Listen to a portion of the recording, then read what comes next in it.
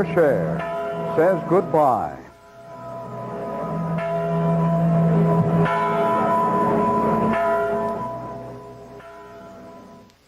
Good evening. Somehow it seemed fitting. The tragedy that started with a religious pilgrimage ended in a church that overflowed with emotion. Today was the day the citizens of Verchères buried their dead. 19 people were killed when a pickup truck slammed into their minibus on Lac Saint-Jean on Friday. Anne Lewis attended the funeral and prepared this report.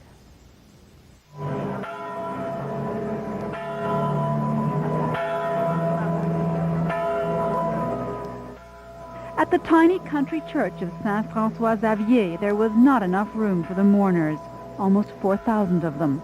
Families of the 16 dead were asked to limit the numbers inside. In full ceremonial dress, the Knights of Columbus acted as honor guard.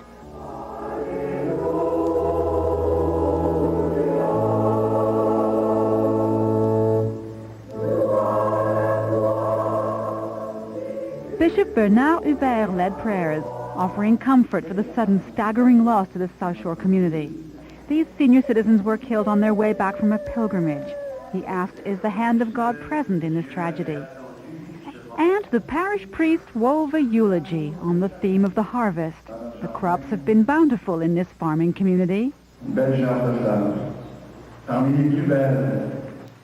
Too good. 16 beautiful flowers snatched away, he said. 19 people in all died in that fateful crash Friday. 19 young children took part in the service. Ginette, daughter of 72-year-old Fernand Berthiaume, lit a candle on behalf of all the grieving families.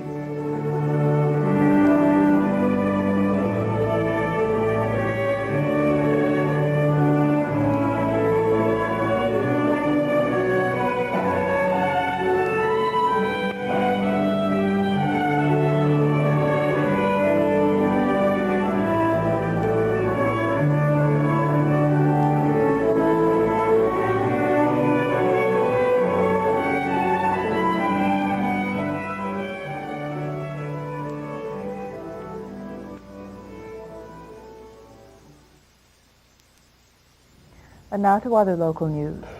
NBC police making some headway in their investigation of a multi-million-dollar armored car heist in Saint Laurent 2 weeks ago. An arrest warrant is now out for another suspect.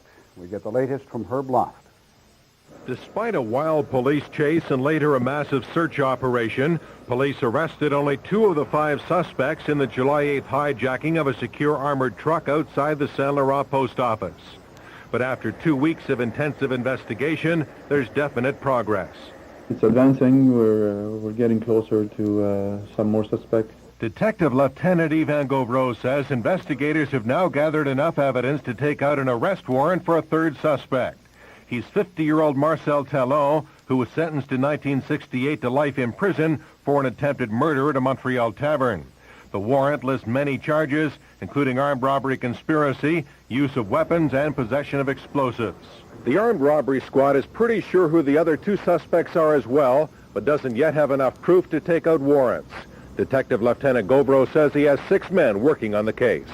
I think we're facing some specialist stuff. Detective Lieutenant Gauvreau says police suspect the same gang was involved in at least one other major caper, the $16 million robbery of a Brinks chartered plane at Dorval Airport 2.5 years ago.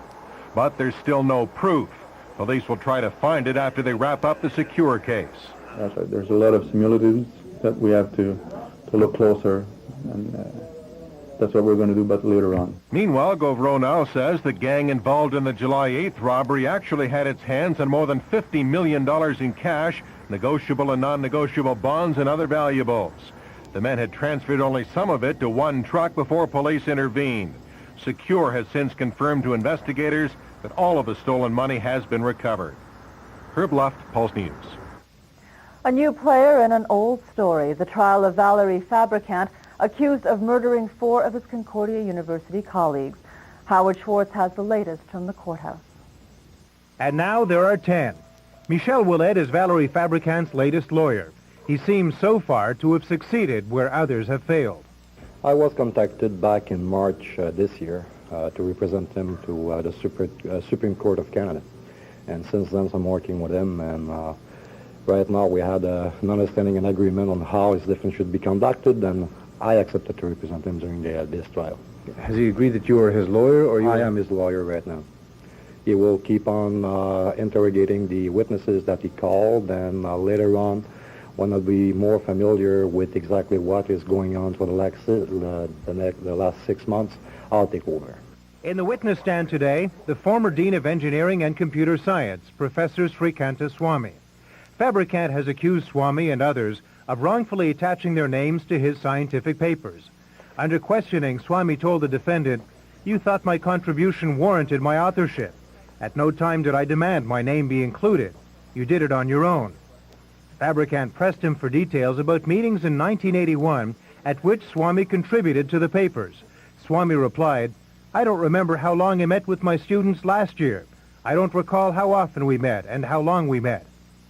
Fabricant then began a debate with Swamy about advanced calculus, which was at the core of the scientific paper. Judge Martin put a quick end to it. The judge told Fabricant he would not permit the trial to degenerate into a scientific slinging fest of who did what and when. Fabricant is trying to show how various events at Concordia provoked the murders there last August 24th. Judge Martin, however, once again raised the question of relevance. He said he's not convinced any of these acts constitute provocation in and of themselves, although they may provide a background against which the argument of provocation may be used. Howard Schwartz, Pulse News at the courthouse. Pay up or be cut off. That's the message from Claude Ryan to Ganawage Mohawks protesting their hydro bills. Hope they realize they have to pay those bills like everybody else in Quebec.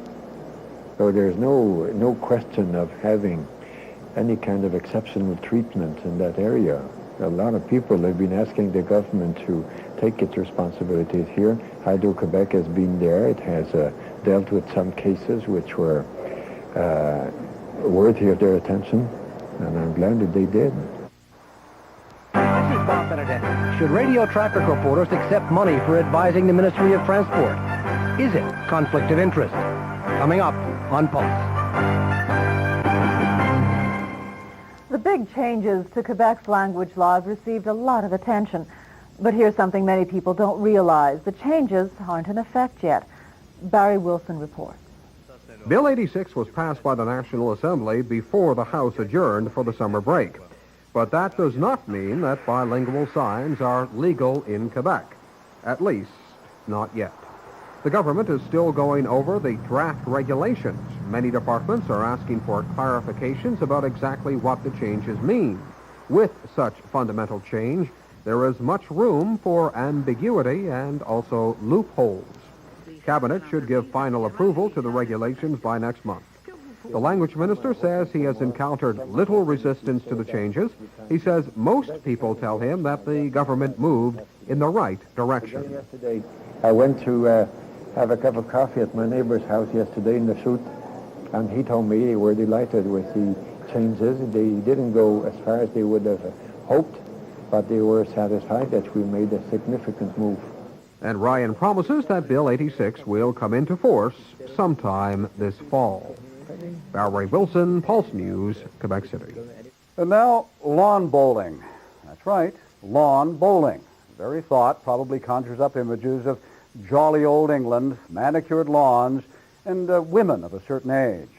What makes this story different is the Montreal lawn bowlers you're about to meet. George Alexander reports.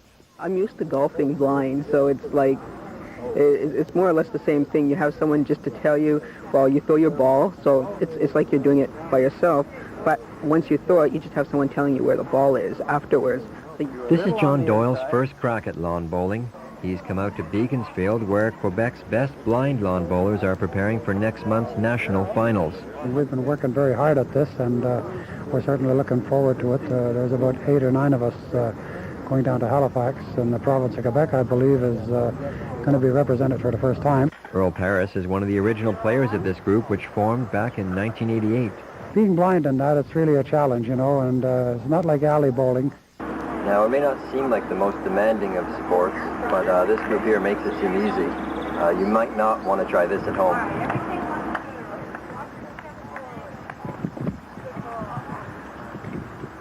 The object of the game is very much like curling except this, something that you bowl to, it can move.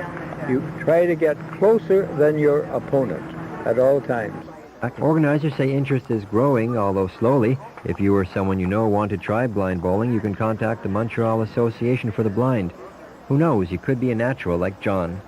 That's a good bowl. George Alexander, Pulse News. And now seagulls. Everywhere you look, seagulls. They annoy City of Montreal officials and representatives of the tourist industry, and they cause problems for beaches and parks. Next time you think about feeding a seagull, think twice. They're not the kind of bird you want to have around for too long. L'Île de la Couvée is situated at the foot of the Champlain Bridge. It's a man-made island. It is where 50,000 seagulls have lived for 22 years, and the population keeps growing and growing. Between 1980 and 1990, the seagull population grew from 14,000 to 28,000. Each female lays 3 eggs every year. 90,000 babies were born on the island this year, but only 22,000 will survive over the next 6 months. But that's still too many. Too many for our beaches and parks on Île Notre Dame. Not only do the birds' extracts smell, but they're toxic because seagulls feed on dump sites. Every year, the City of Montreal spends $15,000 to remove seagull and birds' droppings. Officials are now looking at solutions to the seagull problem, possibly killing the eggs. But not all agree with that method. No decision has been made yet. Anne Shatilla, Pulse News. They keep saying the recession is over. But its effects are still being felt in job losses. That and other stories coming up. Chris Lambert. Capture freshness. Our Gripper Zipper special teeth lock together, sealing in freshness, first time, every time. The Gripper Zipper, now on all Ziploc bags. The question is ethics. The subject, CJ80 traffic reporter Rick Lechner. Should traffic reporters accept payment from the government to advise the government on how to improve traffic? Quebec's largest journalists' federation says no. Bob Benedetti reports. The $64,000 Ministry of Transport contract was awarded to longtime traffic reporter Rick Lechner's consulting firm for the formation and operation of an advisory committee. The committee includes traffic reporters from other radio stations who are paid $150 for attending monthly meetings with Transport Department officials.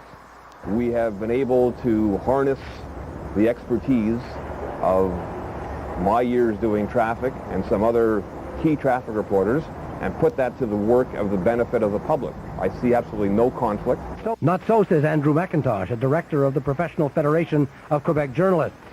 He says Lechner has to choose between being a reporter and a government advisor. Puts a person in a blatant position of conflict of interest.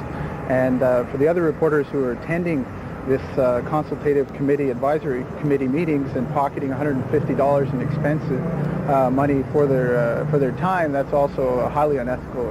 But we're not talking about State of the Union here. You know, we're not talking about financial budgets. We're talking about the movement of vehicles. And I find that people are stretching this a little bit. Gazette Ombudsman Robert Walker, while expressing concern that traffic reporters should not become apologists for the government, has no problem with the deal. As a news ombudsman, I'm concerned first about whether the reader, or in this case the listener, is being hurt. And I can't see that the listener is being hurt in any way. And what about those listeners? What do they think? Think it's a good idea? Yeah. Aucune idée, je n'ai pas entendu parler de ça du tout. J'ai aucune opinion de fait. I don't think it's right.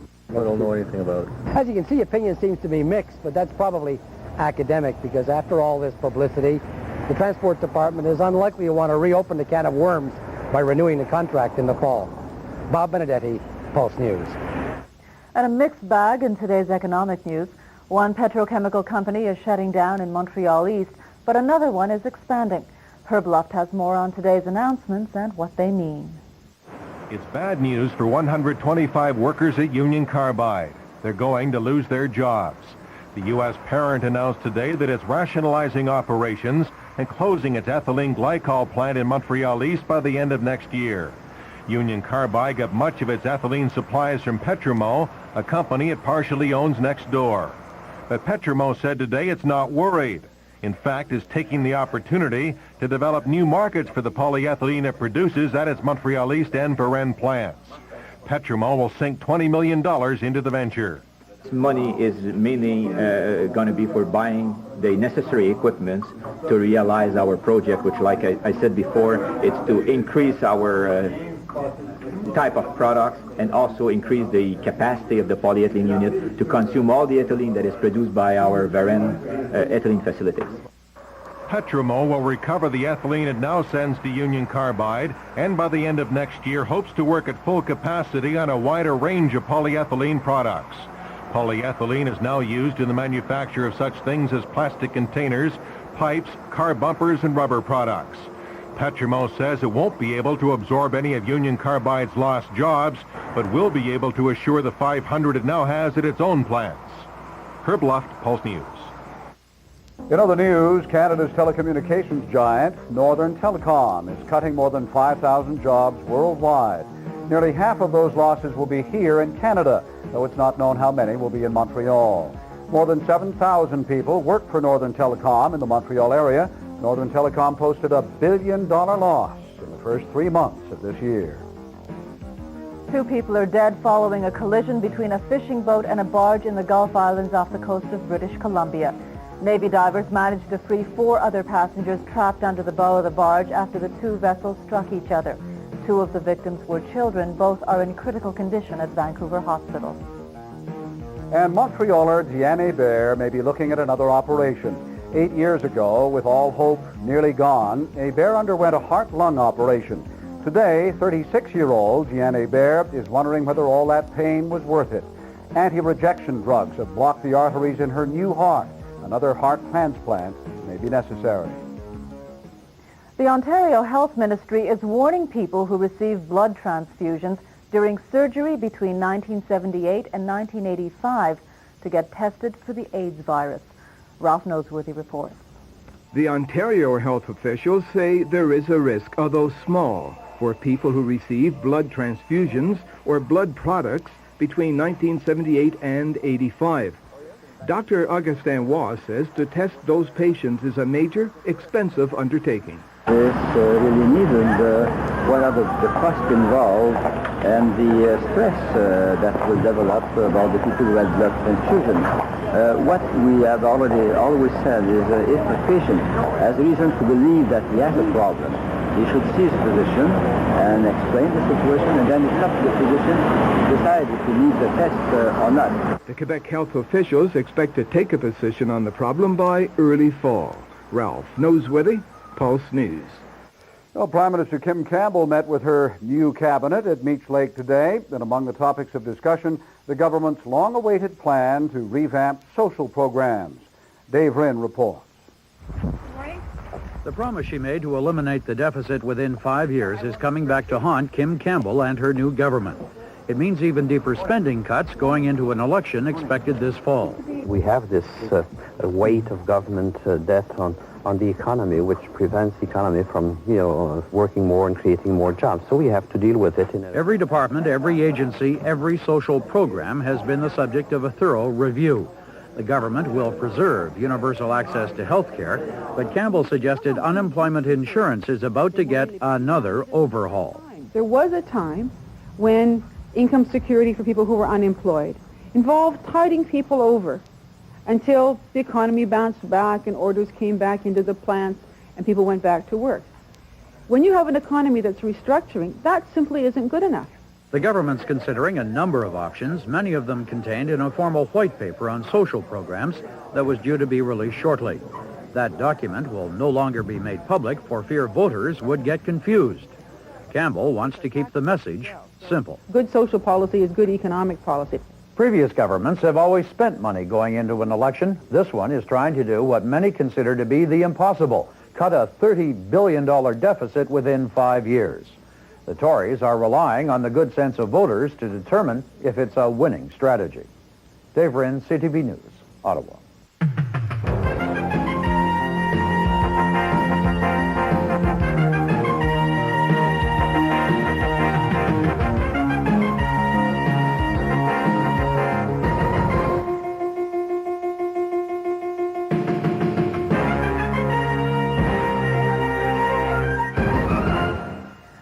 Quebec government is moving to clip the wings of a new whale watching company operating out of Tadoussac at the